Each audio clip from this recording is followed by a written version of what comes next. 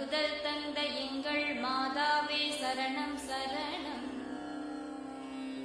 மாட்டுக் கொட்டகையில் மாசற்ற மகவினை மாட்சிமையாய் பெற்ற எங்கள் மாதாவே சரணம் சரணம்.